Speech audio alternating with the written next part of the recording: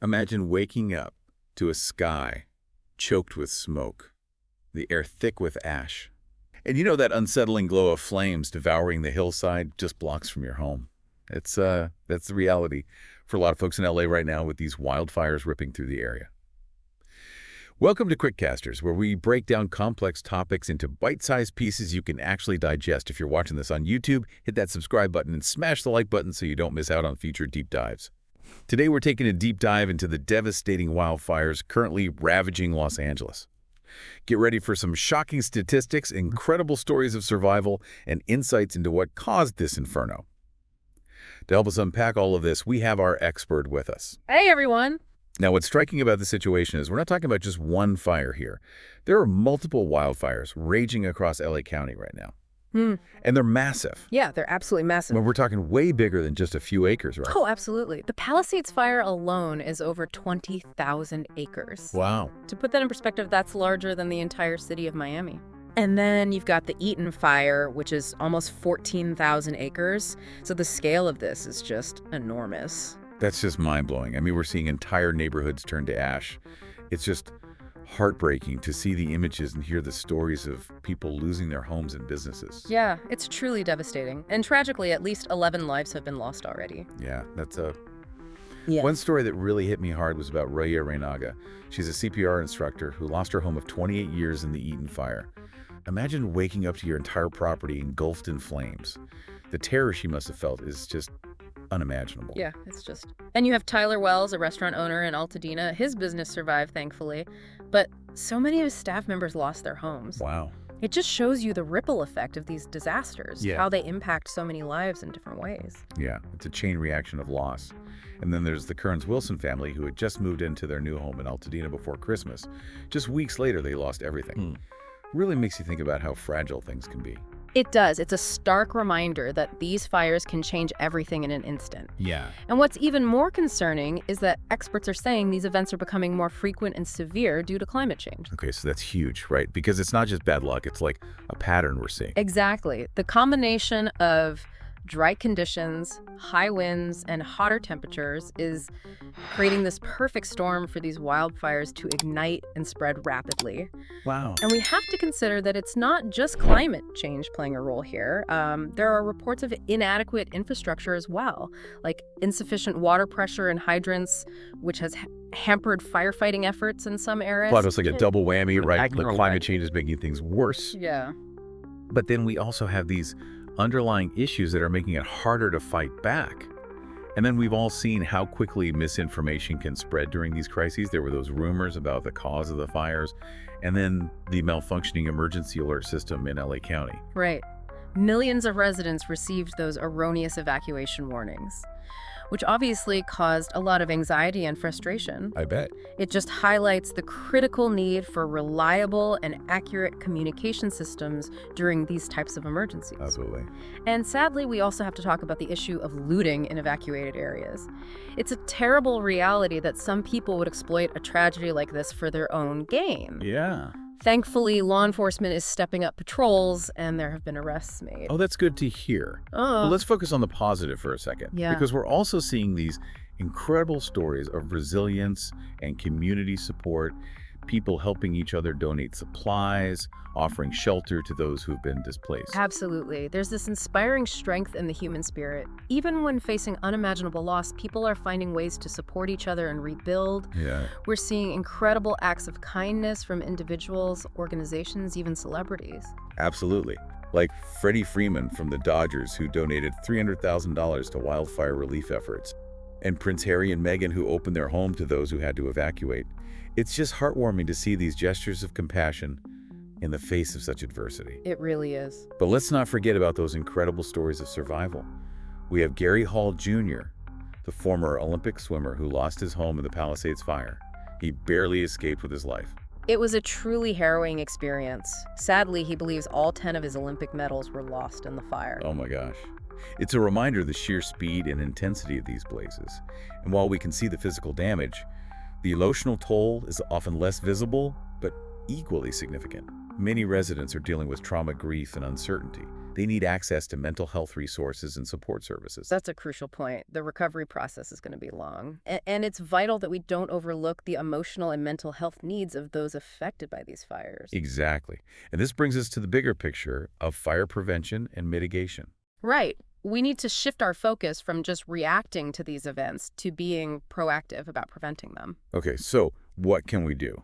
Like, what are some tangible steps that individuals and communities can take? There's a lot we can do, starting with home hardening. This means using fire-resistant materials, creating defensible space around your property by clearing brush, and making sure your roof and gutters are free of debris. Okay, so let's break that down a bit. What exactly does defensible space mean? If you're just joining us on YouTube, by the way, don't forget to hit that subscribe button and give us a thumbs up. Sure. Defensible space is about reducing the fuel that a wildfire can feed on. Imagine a zone around your home about 100 feet where you've removed or trimmed back anything that can easily burn.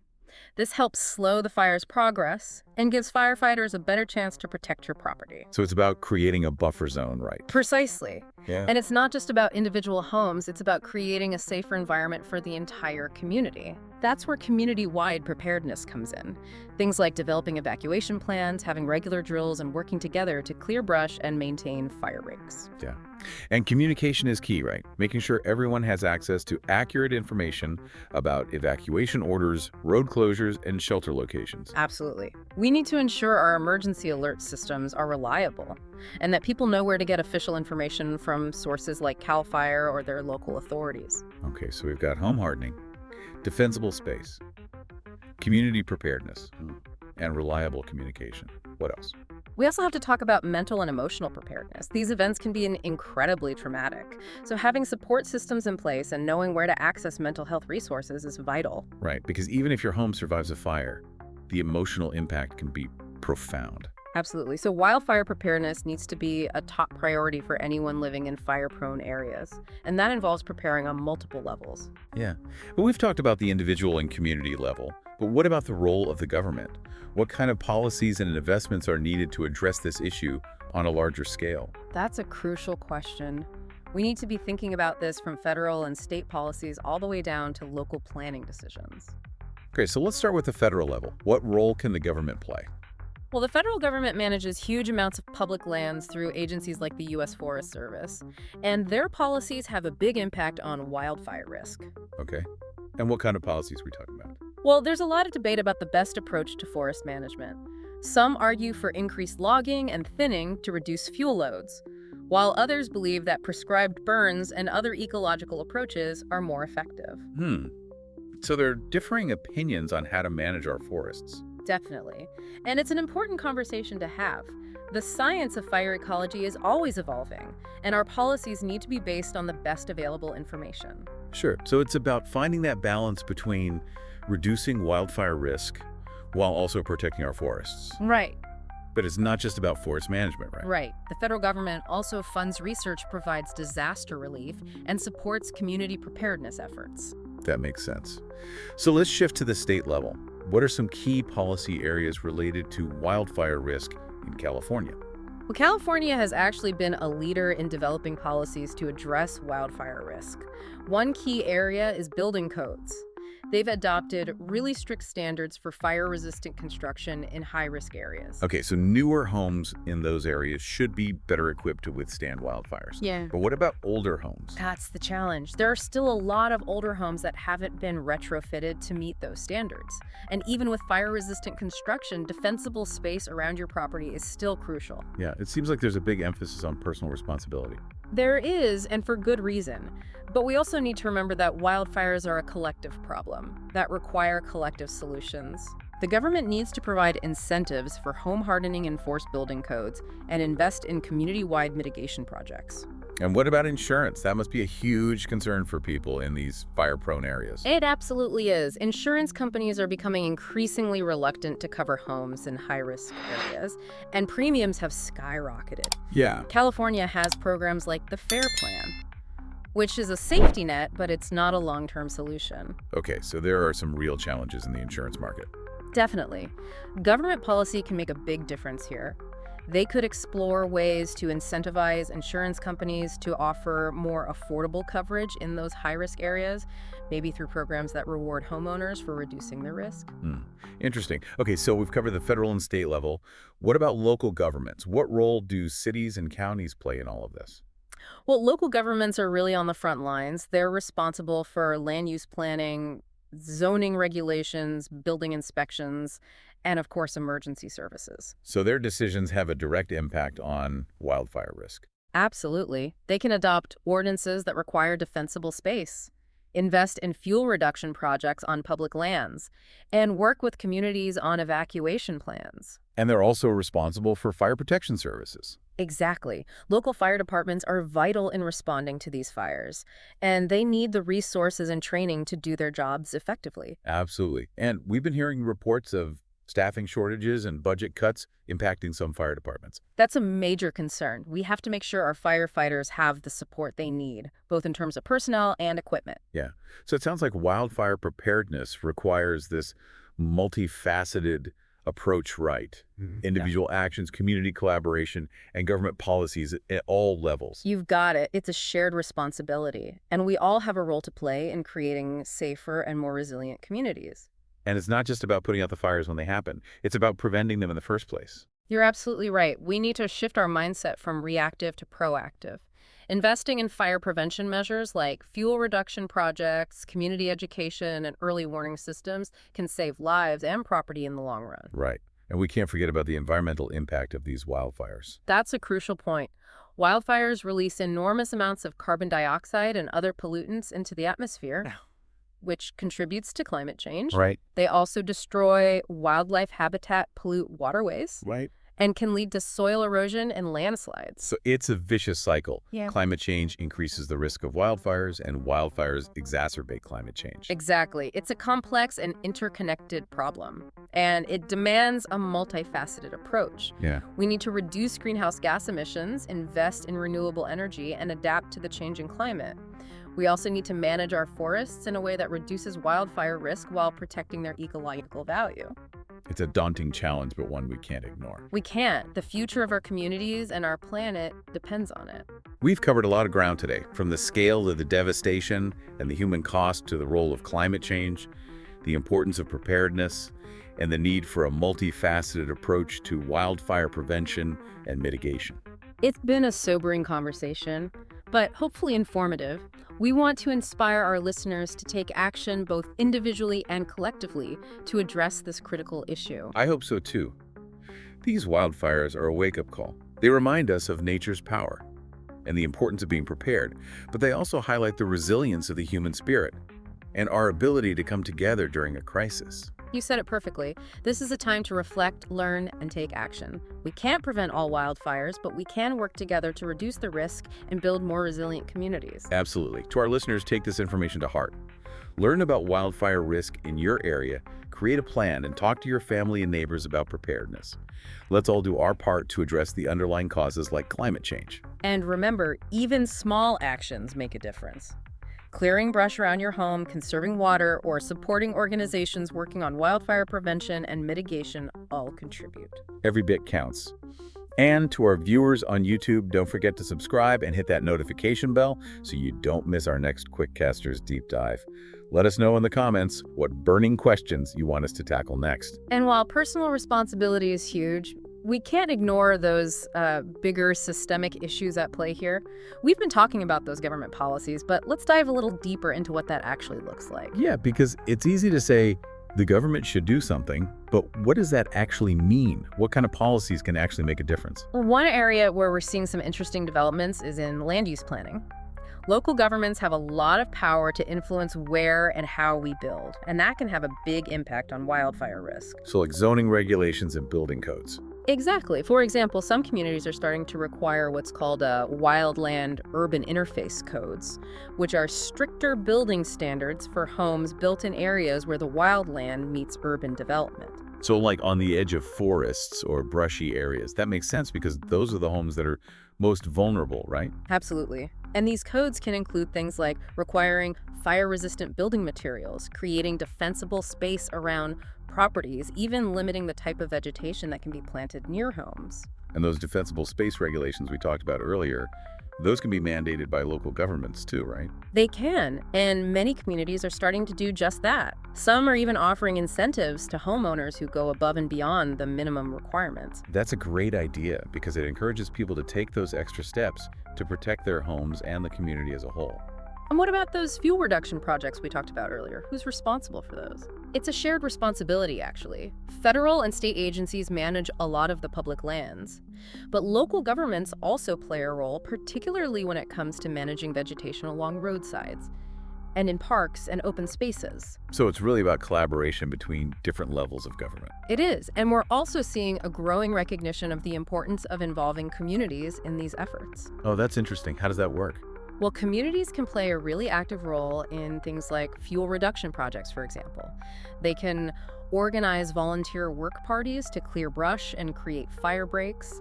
And that kind of community involvement not only helps reduce wildfire risk, but it also builds a sense of shared responsibility and resilience. That makes a lot of sense. And it probably helps people feel more empowered too, right? Like they're not just waiting for something bad to happen. They're actually taking action to protect their community. Exactly. And community education is a big part of this as well. The more people understand about wildfire risk, the more likely they are to take steps to mitigate it. And education isn't just about knowing what to do during a fire rise. It's about understanding the bigger picture. The role of climate change, the importance of prevention, all of that. You got it.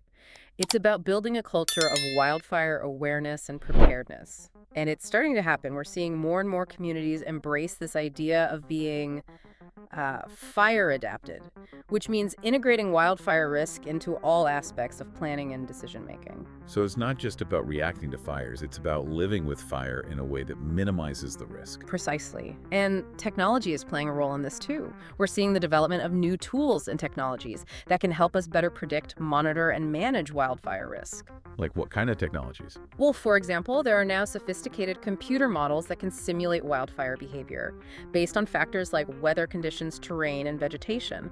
These models can help firefighters plan their response and can also be used to identify areas that are most at risk. So it's like a virtual fire lab where they can test different scenarios and see how the fire might spread. That's a good analogy. And we're also seeing advancements in remote sensing technologies, like satellites and drones that can provide real-time information about fire behavior. This information can be incredibly valuable for firefighters on the ground. It's like having eyes in the sky. They can see where the fire is heading, how fast it's moving, all of that. Exactly. And then there are things like early warning systems that can alert residents to potential fire danger, even before a fire breaks out. Oh, wow. Like smoke detectors for wildfires? Kind of. There are systems that use weather data and sensors to detect conditions that are conducive to wildfires, and then they send out alerts to people in those areas. That's amazing. It seems like we're really starting to harness technology to get ahead of these fires. We are, and that's encouraging, because as we've discussed, climate change is making this problem more and more challenging. So we need every tool in our arsenal to combat this threat. Absolutely. But it's not just about technology, right? It's about people working together to implement these solutions and adapt to a changing world. You're right. Technology can be a powerful tool, but it's only part of the solution. We need a comprehensive approach that involves science policy, community engagement, and a willingness to embrace new ways of thinking and living with fire. And all of this requires resources, right?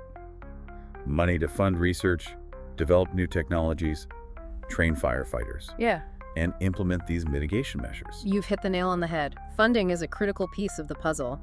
We need to be investing in wildfire prevention and mitigation, just as much as we invest in fire suppression. But isn't that a tough sell? I mean, it's easier to get people to support spending money on fighting fires that are already burning than on preventing fires that might not happen. It is a challenge, but we need to shift our mindset. We need to start thinking of wildfire prevention as an investment, not an expense. An investment in our communities, our health, and our future. Exactly. And it's an investment that will pay off in the long run.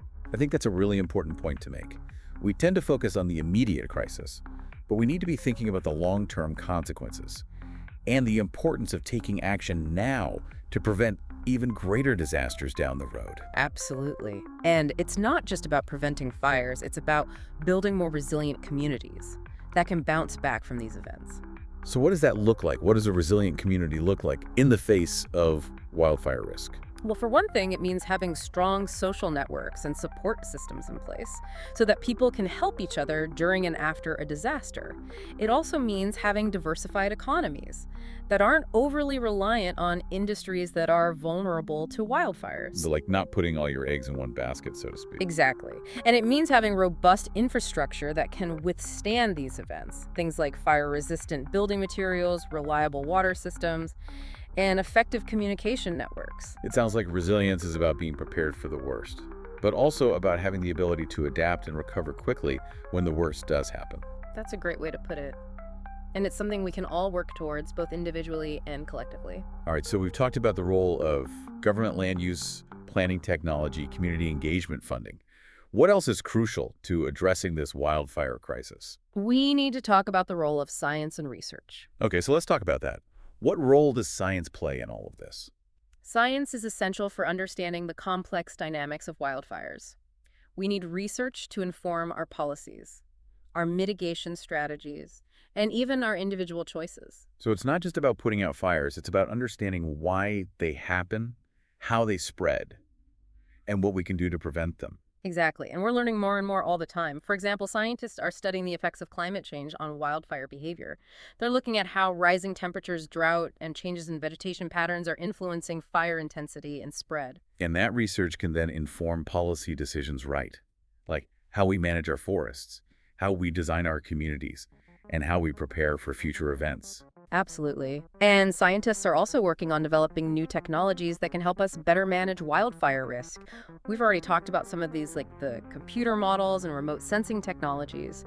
But there's a lot of exciting research happening in areas like fire retardants and early detection systems. It sounds like there's a lot of cutting-edge science going on behind the scenes. There is. And it's important that we continue to invest in this research because the more we understand about wildfires, the better equipped we'll be to address this growing challenge.